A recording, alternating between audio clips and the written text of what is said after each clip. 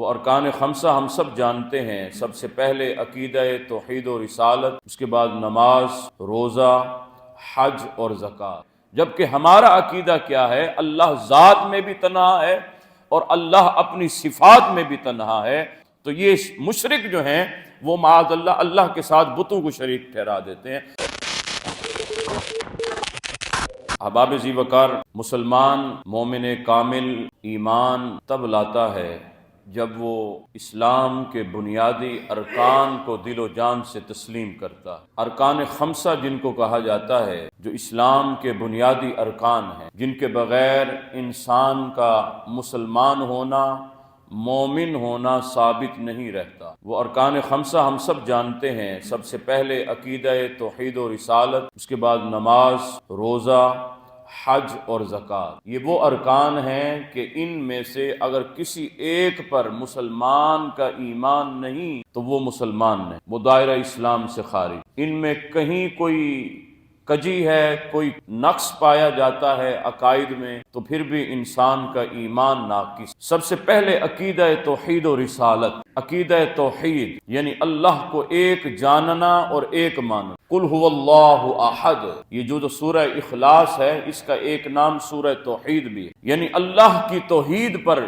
جو مبنی سورت ہے وہ سورہ توحید۔ سورہ اخلاص میں اللہ نے بتلا دیا قل هو اللہ احد، اے حبیب آپ فرما دیجئے وہ اللہ تو ایک ہے۔ وہ اللہ اس کائنات کو بنانے میں، ربوبیت میں، الوہیت میں، خالقیت میں وہ صرف تنہا ایک ہی، اس کا کوئی ہمسر نہیں، اس کا کوئی شریک نہیں، اس کی ذات میں بھی کوئی شریک نہیں، اس کی صفات میں بھی کوئی اس کا شریک۔ مشرک جو ہے وہ اللہ کو ایک مانتا ہے، وہ کہتا ہے اللہ ایک ہے، لیکن وہ اللہ کی صفات میں وہ اپنے بتوں کو بھی شریک کر دیتا ہے۔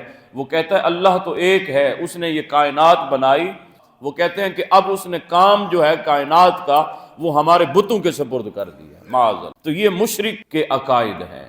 جبکہ ہمارا عقیدہ کیا ہے؟ اللہ ذات میں بھی تنہا ہے اور اللہ اپنی صفات میں بھی تنہا ہے۔ اس کائنات کو چلانے میں، اس کائنات کی خلقیت میں، اس کائنات کے نظام و انصرام میں کوئی اس کا شریک، اس کو کسی سے کوئی حاجت نہیں، اس کو کسی سے کسی قسم کی اجازت لینے کی کوئی ضرورت نہیں، کوئی اختیار اللہ عز و جل کا استعمال نہیں کرنے والا، بلکہ سارا اختیار اسی رب کے تحت قدرت۔ قل هو اللہ احد، فرمایا اللہ تو ایک۔ اللہ عز و جل اپنی ذات میں، اللہ ہونے میں، اللہ ربوبیت ہونے میں، یعنی اس کائنات کو چلانے میں، اس کائنات کا نظام و انصرام، وہ رب ہے۔ اس نے نظام کن سے ساری کائنات کو تخلیق فرما دی۔ اس نے فرمایا میں نے زمین کو بھی بنایا، آسمان کو بھی، میں نے جنات کو بھی بنایا، میں نے انسانوں کو بھی، میں نے فرشتوں کو بھی، میں نے چرند پرند، حیوانات، نباتات، جمادات، ہر چیز جہاں بھی آپ کو نظر آئے گی اس کا خالق اللہ عز و جل۔ اس عقیدے میں ذرا بھی اگر کوئی جھول پایا جائے گا تو انسان جو ہے وہ مسلمان اور مومن نہیں رہے گا۔ تو لہذا عقیدہ توحید، اللہ ایک۔ اب وہ جسم سے پاک ہے، اس کا کوئی جسم نہیں ہے، وہ حد سے پاک ہے، اس کی کوئی باؤنڈری نہیں ہے، وہ احاطے میں آنے سے پاک ہے، وہ جو ہے انسان کی سمجھ میں آنے سے وہ بالا ہے۔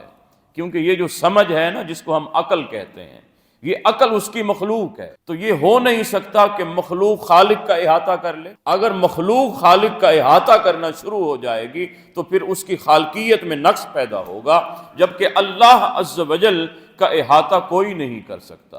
لیس کمثلہ شیء، فرمایا وہ ایسا ایک ہے، اس کی کوئی مثل بھی نہیں۔ باقی تو ہر چیزوں کی نا ہم کوئی نہ کوئی مثال دیتے ہیں، بھی اس طرح آپ دیکھ لیجئے جی یوں ہوگا، اللہ کی مثال بھی نہیں ہے۔ لیس کمثلہ شیء، قرآن میں میرے رب نے خود ہی فرما دیا کہ اس کی کوئی مثال نہیں ہے کہ مثال کے ذریعے آپ کو سمجھایا جائے کہ وہ اس طرح ہے، ایسے ہے، وہ مثالوں سے بھی پاک۔ اکبر الہ آبادی نے ایک شعر کہا تھا اور اس نے عقیدہ توحید کو سمجھایا۔ اس نے کہا تو دل میں تو آتا ہے، سمجھ میں نہیں آتا۔ اے میرے مالک تو دل میں تو رہتا ہے، دل میں تو آتا ہے، سمجھ میں نہیں آتا، میں جان گیا بس تیری پہچان یہی۔ اے میرے مالک تیری پہچان یہی ہے، تو سمجھ میں آنے سے پاک ہے، تو دل میں رہتا ہے۔ لا یسعنی فی الارض ولا فی السماء ولکن یسعنی فی قلب عبد المومن، فرمایا نہ آسمانوں میں نہ زمینوں میں سما سکتا ہوں، اگر سما سکتا ہوں تو بندہ مومن کے دل میں سما۔ تو اللہ دل میں تو آتا ہے، دل کسی کے لیے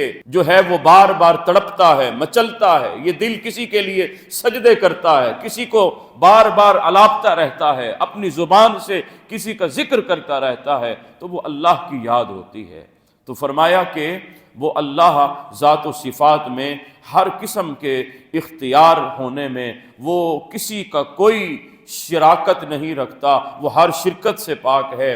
کوئی اللہ عز و جل کا نہ کوئی بیٹا ہے نہ وہ کسی کا بیٹا ہے۔ قل هو اللہ احد اللہ الصمد، اللہ کو کسی کی کوئی ضرورت نہیں۔ مت سمجھیے کہ ہم یہ سجدہ کرتے ہیں، عبادت کرتے ہیں تو اللہ کو ہماری ضرورت ہے، ہرگز نہیں۔ اللہ الصمد، اے حضرت انسان تیری کوئی ضرورت ہی نہیں ہے اسے، وہ ہر احتیاج سے پاک ہے، وہ ہر محتاجی سے پاک ہے۔ یہ ہم جو سجدہ کرتے ہیں، اللہ کی عبادت کرتے ہیں، اس سے اللہ کی شان کو بلند نہیں کر رہے ہو۔ یاد رکھیے گا قیامت تک ہم اللہ کی بارگاہ میں سجدہ ریز ہم رہیں تو اللہ کی ذرہ برابر بھی شان کو ہم بلند نہیں کرنے والے۔ وہ تو اس نے پہلے ہی فرما دیا اللہ اکبر، وہ تو ہے ہی سب سے بڑا، ایسا بڑا کہ اس سے آگے کوئی بڑا ہے ہی نہیں۔ اللہ اکبر۔ انسان یہ مت سمجھے میں عبادت کرتا ہوں تو اس کو میری عبادت کی ضرورت، اس کو عبادت کی کوئی ضرورت نہیں۔ اس کی عبادت کے لیے جنات ہر وقت موجود ہیں، اس کی عبادت کے لیے تو ملائکہ موجود ہیں، کوئی قیام میں ہے، کوئی رکوع میں ہے، کوئی سجدے میں،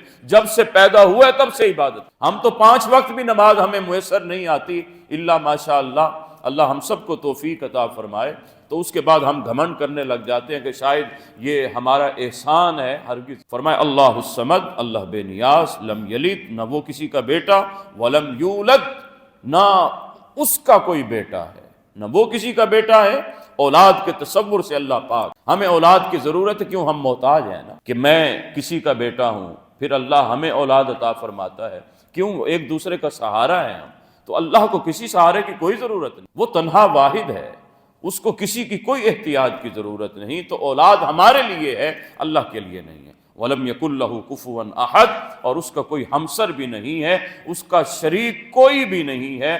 وہ اپنی ربوبیت میں، وہ اپنی وحدانیت میں کوئی شریک نہیں رکھتا۔ تو یہ مشرک جو ہیں وہ معاذ اللہ اللہ کے ساتھ بتوں کو شریک ٹھہرا دیتے ہیں۔ وہ کہتے ہیں کہ یہ کائنات کا نظام اللہ بھی چلا رہا ہے اور اللہ نے کچھ ڈیوٹیاں جو ہے ہمارے بتوں کو بھی دی ہوئی ہیں، وہ اس طریقے جو ہے نظام کائنات چل رہا ہے۔ جبکہ ہم مسلمان یہ کہتے ہیں اللہ کو کسی کی کوئی ضرورت نہیں۔ اللہ نے ہاں فرشتوں کی ڈیوٹیاں لگائی ہوئی ہیں، کسی کو پانی برسانے پر، کسی کو روزی فراہم کرنے پر، کسی کو روح قبض کرنے کے لیے، یہ اللہ نے ڈیوٹیاں لگائی ہیں۔ لیکن پیچھے اصل خالق جو ہے، وہ اصل جو قدرت فرمانے والا ہے، وہ اللہ عز و جل ہے۔ یہ یاد رکھیے، یہ ہمارا عقیدہ توحید ہے جس پر ہمیں کاربند رہنا چاہیے۔ اس میں ذرا برابر بھی اگر جھول پیدا ہوگا تو ہم مسلمان نہیں۔ تو عقیدہ توحید، اس کے بعد عقیدہ رسالت صلی اللہ علیہ وآلہ وسلم، کل انشاءاللہ اس پر ہم گفتگو کریں گے۔ یہ عقائد ہمارے ضروریات ایمان میں، ہمارے ایمان کا یہ حصہ ہیں، لازمہ ہیں۔ آج ہماری یوتھ کو عقائد کا پتہ نہیں، آج ہمیں ارکان خمسہ نہیں آتے۔ اگر پوچھا جائے عقیدہ توحید تو اس پر ہم کلام نہیں کر سکتے۔